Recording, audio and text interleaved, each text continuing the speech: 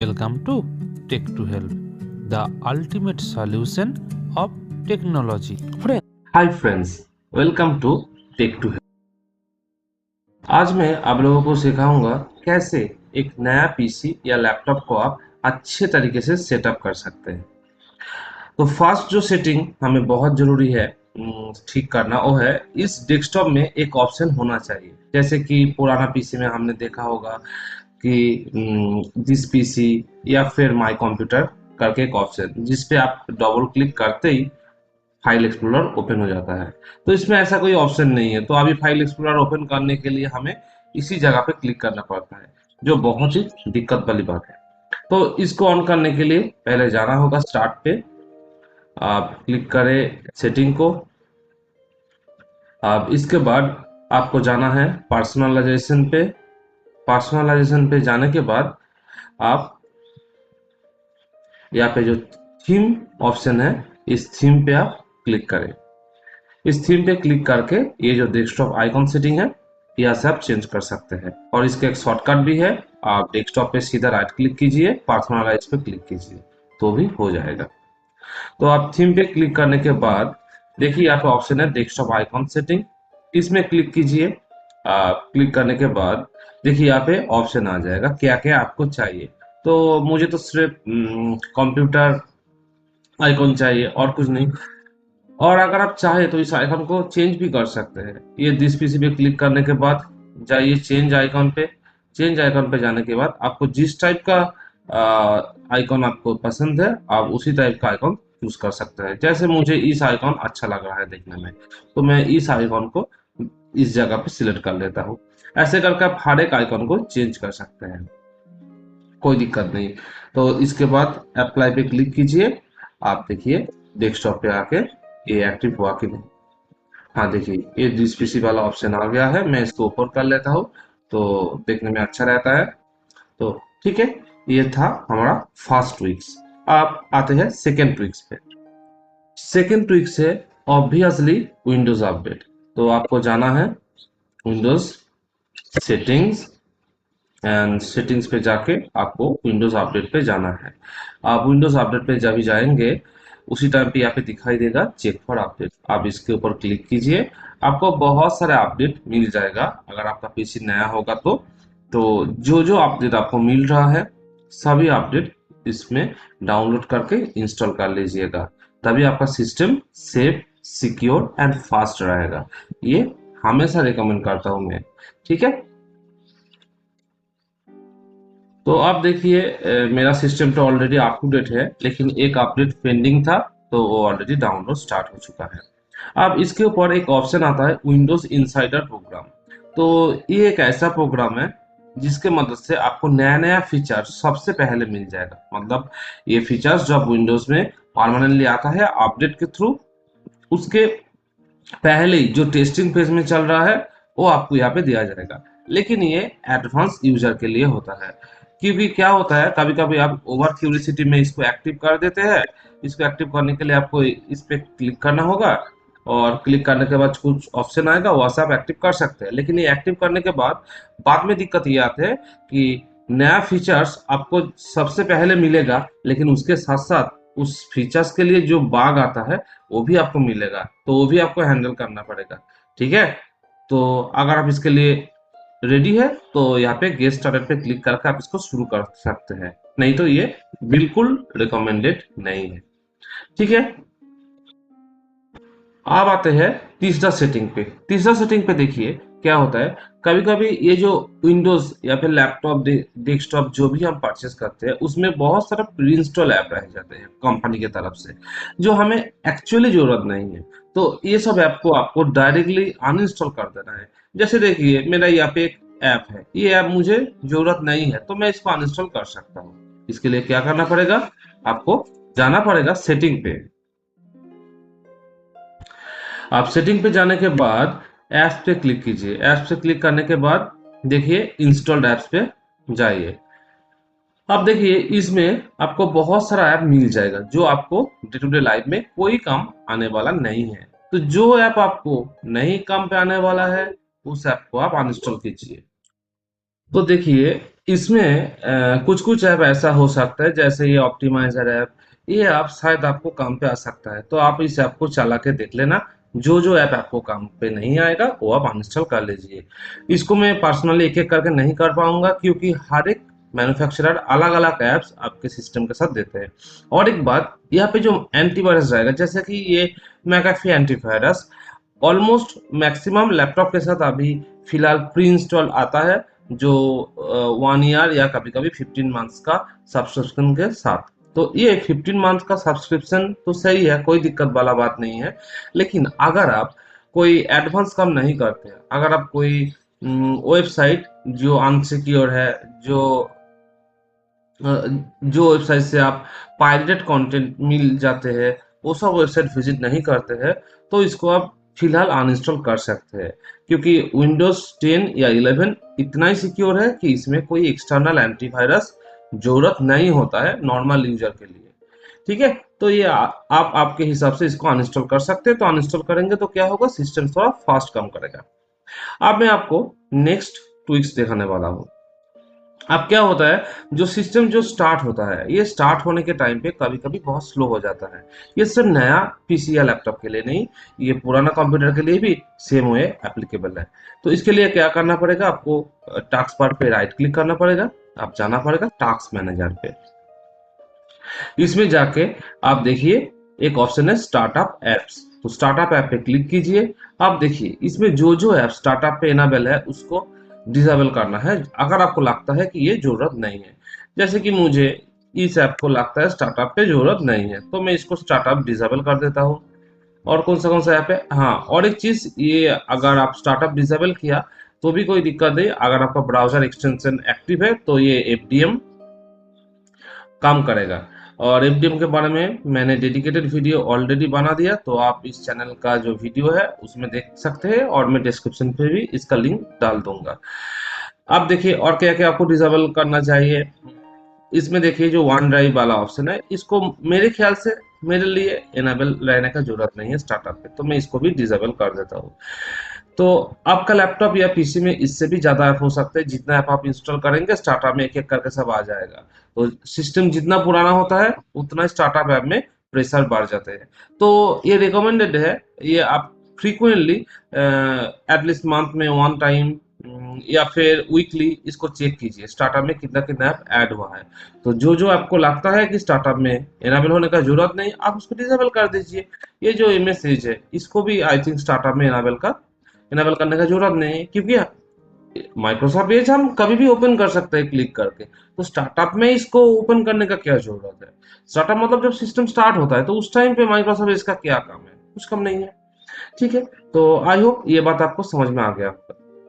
चलिए आप next twigs पे जाते हैं। आप देखिए, आप मैं जो चीज दिखाने वाला हूँ ये पर्सन टू पर्सन बहुत वैरी करता है। तो इसके लिए आपको राइट क्लिक करना है और पर्सनलाइज पे जाना है। तो पर्सनलाइज पे जाने के साथ साथ आपको ये जो ऑप्शन मिलेगा थीम, ये थीम बहुत इंपॉर्टेंट होता है, लेकिन ये पर्सन टू पर्सन वैरी करता है किसको कौन सा थीम चाहिए। तो देखिए, अगर आप ये जो थीम है, ये डार्क थीम, ये थीम को अप्लाई करेंगे तो होगा क्या, आपका जो बैटरी का जो परफॉर्मेंस है वो बहुत ज्यादा बढ़ जाएगा। समझ में आया। तो यहाँ पे और भी कुछ डार्क थीम है जिसको आप अप्लाई कर सकते हैं। तो ये अप्लाई करने के साथ साथ आपका जो बैटरी का जो परफॉर्मेंस है वो बढ़ जाएगा। तो ये पर्सनलाइज ऑप्शन पे जाके आप आपका मनपसंद थीम आपका नीड्स के अकॉर्डिंग रेडी कर सकते हैं। ठीक है, तो इसके साथ आप कॉन्ट्रास्ट सेटिंग पे जाके थीम का जो कॉन्ट्रास्ट है, जो कलर का क्वालिटी है, वो भी आप चेंज कर सकते हैं, कोई दिक्कत नहीं। ठीक है, तो मेरे ख्याल से मैं अभी जो थीम पहले था उसको ही इनेबल कर देता हूँ, आप अपने हिसाब से कर लीजिएगा। आप देखिए पर्सनलाइजेशन ऑप्शन पे आपको बहुत सारा ऑप्शन मिलेगा, जैसे कि बैकग्राउंड, इसमें जाके आप आपका बैकग्राउंड चेंज कर सकते हैं। जैसे कि मान लीजिए आप अपना खुद का फोटो डालना चाहते हैं, तो ये बैकग्राउंड पे जाके चूज ए फोटो पे क्लिक कर लीजिए, और ब्राउज फोटो पे आप जब क्लिक करेंगे तो यहाँ पे फाइल एक्सप्लोरर ओपन हो जाएगा। तो अब आप अपना हिसाब से यहाँ से मनपसंद फोटो लगा सकते हैं। तो यहाँ पे एक चीज पे ध्यान दीजिए, पहले वाला बात है कि आपका फोटो का जो क्वालिटी और रेजुलेशन वो अच्छा होना चाहिए, तब ये अच्छा लगेगा डेस्कटॉप पे। और यहाँ पे आप फिल पे क्लिक कीजिए ऑलवेज। तो फिल पे क्लिक करने से क्या होगा ना, आपका पूरा जो डेस्कटॉप का जो बैकग्राउंड है उसमें पूरा फोटो आ जाएगा। अदरवाइज अगर आप सेंटर डालेंगे तो सिर्फ सेंटर में आएगा, या फिर स्ट्रेच करेंगे तो थोड़ा स्ट्रेच होकर आएगा, जो उतना अच्छा नहीं लगता है। तो फिल कर लीजिएगा और अपने हिसाब से सेटिंग्स को ट्विक्स कर लीजिएगा, ठीक है।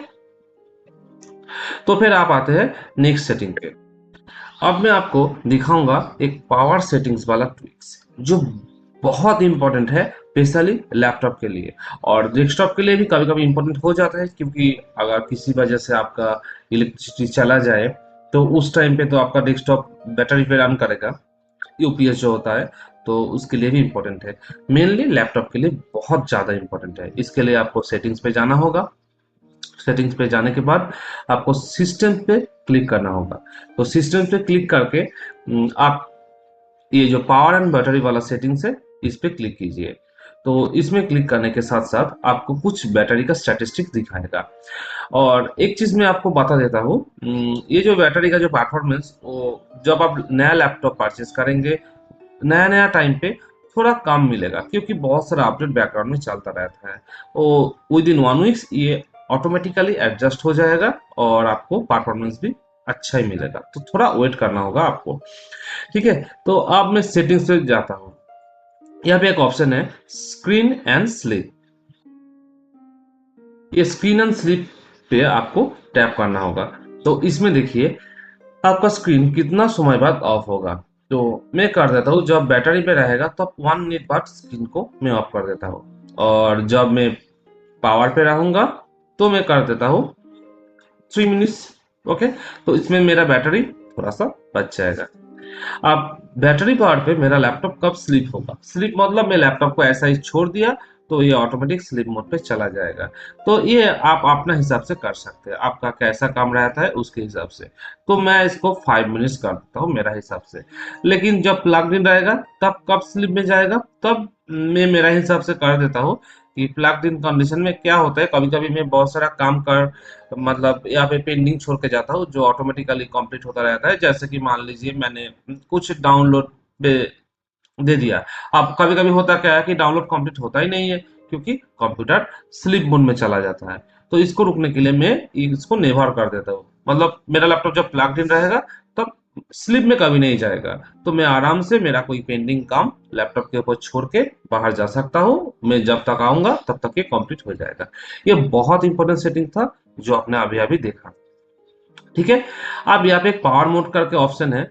तो इसमें आपको कुछ करना नहीं है, ये ऑटोमेटिकली सेट हो जाएगा जब आप जैसे काम करेंगे उसके हिसाब से। अब इसके नीचे आप बैटरी यूजेज पे क्लिक कीजिएगा। तो इसमें आपको मिल जाएगा आपका जो बैटरी का स्क्रीन ऑन टाइम है, स्क्रीन ऑफ टाइम है, जैसे मोबाइल पे आपको मिलता है। और कौन सा ऐप बैकग्राउंड में कितना टाइम रन किया और कितना बैटरी आपका कंज्यूम किया, ये सारी के सारी डिटेल्स आपको मिल जाएगा इधर से। ओके, नेक्स्ट जो सेटिंग्स के बारे में मैं बताऊंगा, ये भी एक पावर सेटिंग्स के अंदर आता है, लेकिन इसका एक्सेस ये जो विंडोज का जो सेटिंग है उस सेटिंग से नहीं मिलेगा। इसका एक्सेस मिलेगा कंट्रोल पैनल से। हाँ, आपने ठीक ही सुना, कंट्रोल पैनल। कुछ याद आया कंट्रोल पैनल से? विंडोज 7 या उसका पहले वाला जो विंडोज था उसमें कंट्रोल पैनल ही सब कुछ था। ये विंडोज 7 से सेम लुक्स आ रहा है। विंडोज एक्सपी पे थोड़ा अलग लुक था। तो विंडोज 7 या फिर विस्ता सभी में इस टाइप का कंट्रोल पैनल आता था। और यही था हमारा कंप्यूटर का जान। जो भी सेटिंग करना था यहाँ से करना था, कोई भी नॉर्मल सेटिंग नहीं था मोबाइल्स की तरह। तो देखिए इसमें जो करना है, इसमें आपको जाना होगा सिस्टम्स एंड सिक्योरिटी पे। आप इसके बाद जाना होगा पावर ऑप्शन पे। और मैं बता देता हूँ, ये सेटिंग्स लैपटॉप के लिए यूजफुल है और लैपटॉप के लिए काम पे आएगा। तो देखिए पहले वाला जो ट्विक्स हम करेंगे, choose what the power button does. मतलब आपका लैपटॉप में जो पावर बटन होता है उसको आप जब प्रेस करेंगे तो क्या होगा। मेरे ख्याल से जब मैं ऑन बैटरी पे रहूंगा तब भी मेरा पावर बटन से मेरा लैपटॉप शट डाउन होना चाहिए, और मैं जब प्लग इन करूंगा तब भी मेरा पावर बटन से शट डाउन होना चाहिए, क्योंकि स्लिप करने के लिए मुझे पावर बटन का जरूरत नहीं है। वो मेरा कंप्यूटर सेटिंग्स के हिसाब से ऑटोमेटिक स्लिप में हो जाएगा, या फिर मैं डायरेक्ट स्टार्ट पे क्लिक करके यहाँ से भी मैं स्लीप में जा सकता हूँ, कोई दिक्कत नहीं। लेकिन पावर बटन से शट डाउन होना चाहिए, इसीलिए क्योंकि कभी कभी होता है आपका विंडोज स्टार्ट हो जाता है, जब पुराना पीसी होता है तो ऑफ नहीं हो पाता। तो उस टाइम पे आप क्या करेंगे, कैसे आप करेंगे, तो आपको ऑप्शन ई होना चाहिए। हाँ, ये बात भी सही है कि मैक्सिमम पीसी में लॉन्ग प्रेस पावर बटन का करेंगे तो ऑटोमेटिकली शट डाउन हो जाएगा। ठीक है, समझ में आया। आप देखिए, when close the lead, lead मतलब जो लैपटॉप का जो लीड होता है, ये सिर्फ लैपटॉप के लिए होगा। तो ये लीड को जब क्लोज करेंगे तब क्या होगा, ये भी बहुत इंपॉर्टेंट चीज है। तो देखिए, इसको ट्विक्स में करूंगा। तो इस ट्विक्स होगा हिबरनेट, स्लीप से मैं हिबरनेट कर देता हूँ। मैं बता देता हूँ हिबरनेट होता क्या है। देखिए, स्लीप्स और हिबरनेट दोनों एक ही होता है, लेकिन जब हम स्लीप कर देते हैं लैपटॉप को, तो अब क्या होगा, ये लैपटॉप का जो करंट स्टेट है ये सब रैम पे लोड होके रह जाएगा। ठीक है, और जब मैं ऑन करूंगा तो रैम से ये जो स्टेट इसको लिया जाएगा तो थोड़ा जल्दी ऑन हो जाएगा, लेकिन इसमें बैटरी का कंजम्पशन होगा। ठीक है, लेकिन जब हिबरनेट करूंगा तो मेरा लैपटॉप का करंट स्टेट सेम तरीके से लोड रहेगा, लेकिन रैम पे नहीं, ये लोड रहेगा हार्ड डिस्क या एसएसडी पे। तो मैं जब लैपटॉप को ओपन करूंगा तब क्या होगा, तब ये रिस्टोर तो हो जाएगा, लेकिन ये एसएसडी या हार्ड डिस्क से होगा, रैम से नहीं। इसके वजह से क्या होगा, थोड़ा लेट होगा, लेकिन इसमें बैटरी सेविंग ज्यादा होगा। तो मेरे लिए लीड क्लोज पे हिबरनेट ऑप्शन बेस्ट रहेगा। ठीक है, आप अपने हिसाब से चूज कीजिए। अब देखिए, ये हिबरनेट वाला ऑप्शन कभी कभी जरूरत पड़ता है।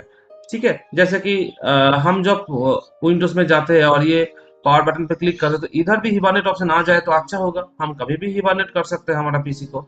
तो इसके लिए आपको क्या करना पड़ेगा, change setting that are currently unavailable, इस पे क्लिक करना होगा, और यहाँ पे आपको मिल जाएगा कि शटडाउन मेनू में आपको क्या क्या मिलना चाहिए। तो यहाँ से आप हिबरनेट को मस्ट सिलेक्ट कर लीजिएगा, लैपटॉप के लिए बहुत काम पे आता है।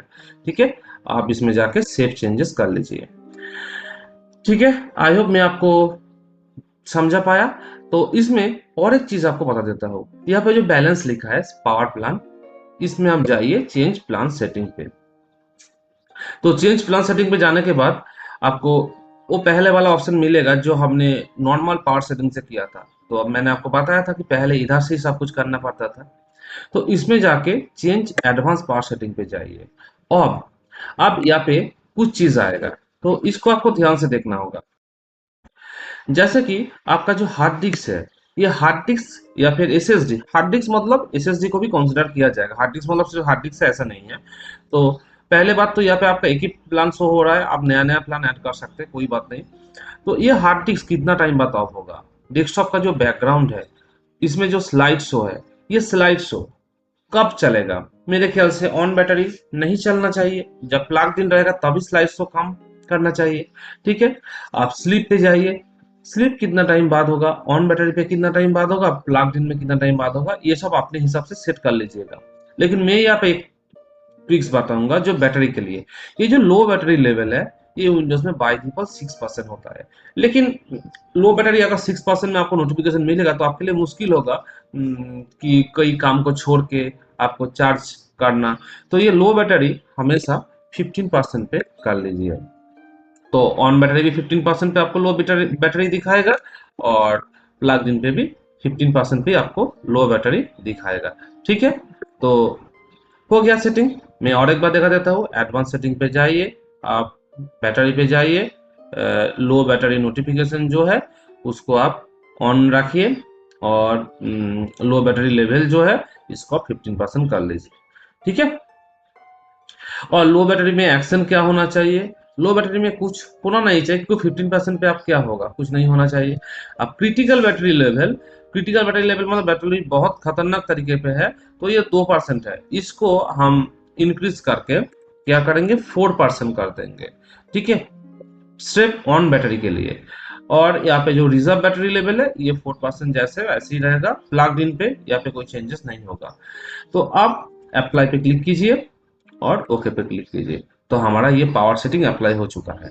ठीक है, तो आप इसको कंट्रोल पैनल को अभी क्लोज कर सकते हैं। तो मैंने ऑलमोस्ट सभी सेटिंग यहाँ पे दिखा दिया। अब बारी आता है कुछ इंपॉर्टेंस एप्स के बारे में।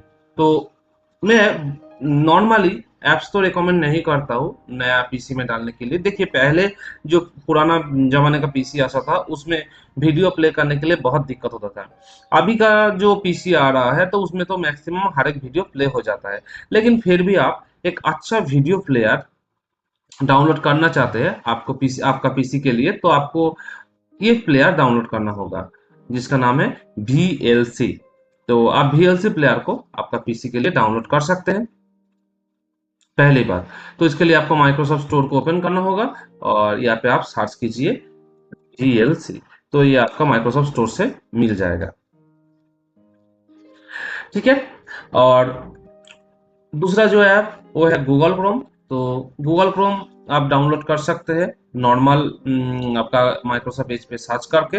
और तीसरा आपको जो बहुत सारा काफी .rar .zip जो कॉम्प्रेस्ड फाइल होता है उसको ओपन करने के लिए एक सॉफ्टवेयर आता है 7zip नाम करके, तो उसको भी आप डाउनलोड कर सकते हैं।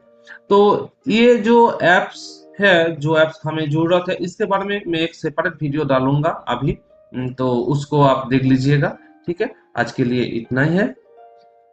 Thank you for watching the video, stay tune and stay updated. जय हिंद, वंदे मातरम।